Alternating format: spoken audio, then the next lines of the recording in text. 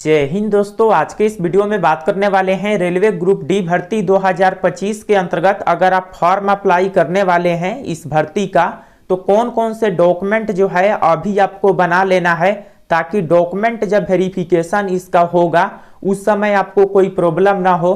क्योंकि दोस्तों इसके नोटिफिकेशन में कुछ ऐसे डॉक्यूमेंट है जिसे बताया गया है लास्ट डेट के पहले का होना चाहिए, यानी कि इसके जो फॉर्म अप्लाई का लास्ट डेट है रेलवे ग्रुप डी भर्ती का, आप सभी को पता है इसके फॉर्म अप्लाई का जो लास्ट डेट आपका रहने वाला है वह है 22 फरवरी 2025।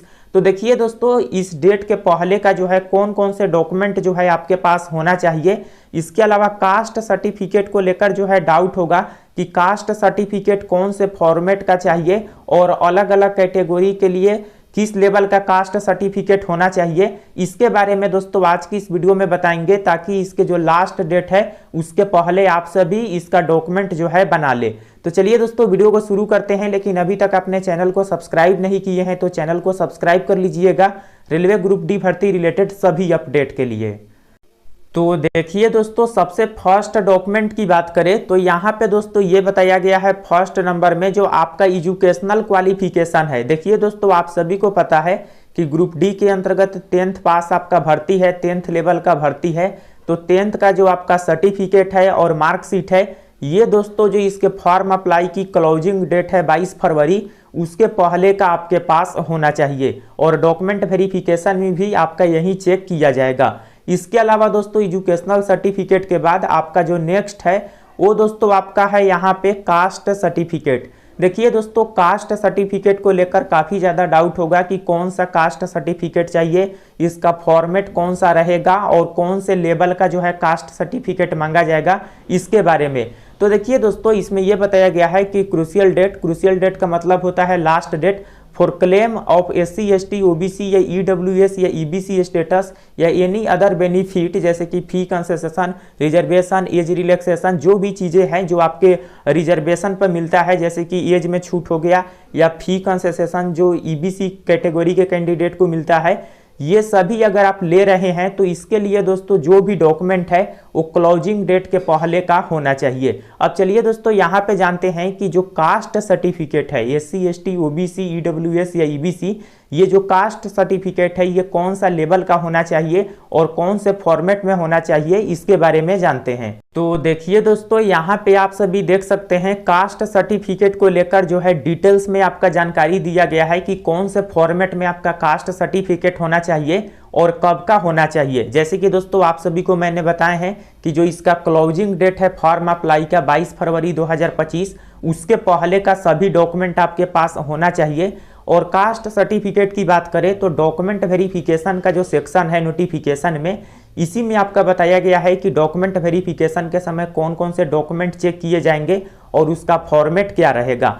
तो इसी में देखेंगे दोस्तों जो कास्ट सर्टिफिकेट है यहाँ पे अगर दोस्तों आप सभी SC ST OBC जो भी कैटेगरी से बिलोंग करते हैं, अगर आप सभी SC ST और OBC कैटेगरी से हैं या EWS कैटेगरी से हैं तो दोस्तों इसके लिए जो कास्ट सर्टिफिकेट बनवाना है आप देखेंगे candidate who wish to be consider against vacancy reserved या seek age relaxation must submit the request relevant certificate in original form the competent authority in the prescribed format at the time of document verification, otherwise their claim for SC ST OBC NCL EWS ex serviceman या PWD status will not be entered and their candidature या application will be considered under unreserved category. If eligible the certificate should be as per the format annexure. Certificate obtained in any other format will not be accepted.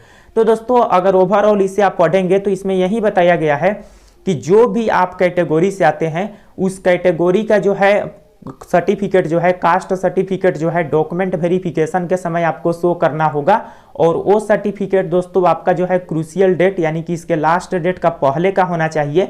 और अगर आप सभी ऐसा नहीं कर पाते हैं तो आपको अनरिजर्व कैटेगरी में काउंट कर लिया जाएगा।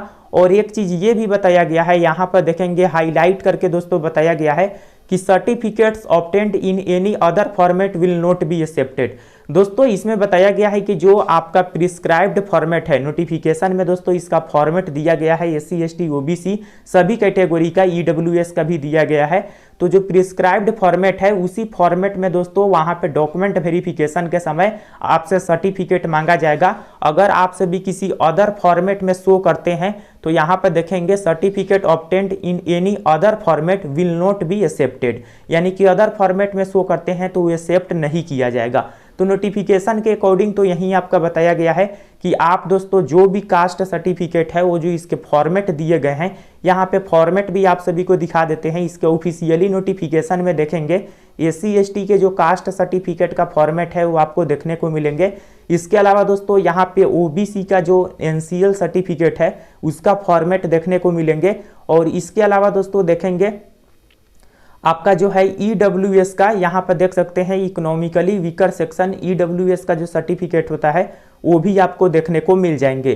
तो इसके अलावा EBC का भी यहाँ पे दिया गया है। EBC का दोस्तों फी कंसेशन जो है कम इसमें फी लगता है, तो इसके लिए अगर आप एलिजिबल है तो आप इसे बना सकते हैं। अन्यथा EWS, इसके अलावा OBC NCL का भी फॉर्मेट है और SC ST का भी फॉर्मेट है। तो दोस्तों नोटिफिकेशन के अकॉर्डिंग यही बताया गया है कि जो फॉर्मेट इसके नोटिफिकेशन में दिए गए हैं उसी फॉर्मेट में आपको जो है सर्टिफिकेट अपना बनवाना है। अदर फॉर्मेट का सर्टिफिकेट अगर आप वहाँ पे शो करते हैं तो एक्सेप्ट नहीं किया जाएगा। तो यही दोस्तों कास्ट सर्टिफिकेट को लेकर डिटेल्स है। अब देखिए दोस्तों, अगर आप सभी हो सके तो आप जो भी फॉर्मेट इसमें दिया गया है उस फॉर्मेट का प्रिंट निकाल कर और आप जो है DM लेवल का, देखिए दोस्तों DM लेवल तक आप अपने स्टेट में देखेंगे SDO या DM लेवल तक, इन दोनों में से कोई भी लेवल का अगर आप बना लेते हैं तो आपके लिए बेस्ट रहेगा। डॉक्यूमेंट वेरिफिकेशन के समय कोई भी प्रॉब्लम नहीं होगा। देखिए दोस्तों, आप सभी को पता है कि जो सर्टिफिकेट होता है वह RO लेवल पर, इसके अलावा SDO लेवल पर, इसके अलावा DM लेवल पर बनता है। तो इसमें DM लेवल पर अगर बना लेते हैं तो सबसे बेस्ट है, अगर SDO लेवल पर भी है तो भी चलेगा आपका। और देखिए दोस्तों, इस नोटिफिकेशन में जो भी आपका फॉर्मेट दिया गया है वह सेंट्रल लेवल का ही है और सेंट्रल लेवल का ही इसमें सर्टिफिकेट लगता है, स्टेट लेवल का इसमें नहीं मांगा जाता है। और ऑलरेडी जो इसमें फॉर्मेट दिया गया है दोस्तों वो सेंट्रल लेवल का ही है, उसमें आप बना सकते हैं। इसके अलावा देखिए दोस्तों, बाकी जितने भी आपका डॉक्यूमेंट है, 10th का मार्कशीट हो गया या सर्टिफिकेट हो गया, ये तो आपके पास होगा ही। इसके अलावा आधार कार्ड आपका डॉक्यूमेंट वेरिफिकेशन में लगता है तो ये भी आपके पास पहले से ऑलरेडी होगा। आपके लिए जो इम्पोर्टेंट था वो था कास्ट सर्टिफिकेट, और ये कास्ट सर्टिफिकेट दोस्तों सेंट्रल लेवल का लगता है। और इसमें दोस्तों जो फॉर्मेट दिया गया है उसी फॉर्मेट में आप बना लीजिए, आपके लिए बेहतर रहेगा।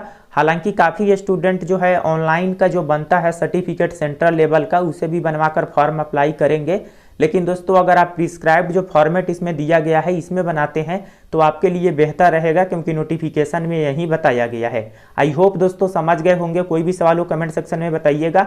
और ये फॉर्मेट दोस्तों आपको नोटिफिकेशन में मिल जाएगा। नोटिफिकेशन में जाकर आप इस फॉर्मेट को जो है प्रिंट आउट निकाल सकते हैं और आप जाकर जो है इसे आप DM लेवल तक जो है डिस्ट्रिक्ट मजिस्ट्रेट का यहाँ पे सिग्नेचर मांगा गया है, आप इसका जो है सर्टिफिकेट बना सकते हैं।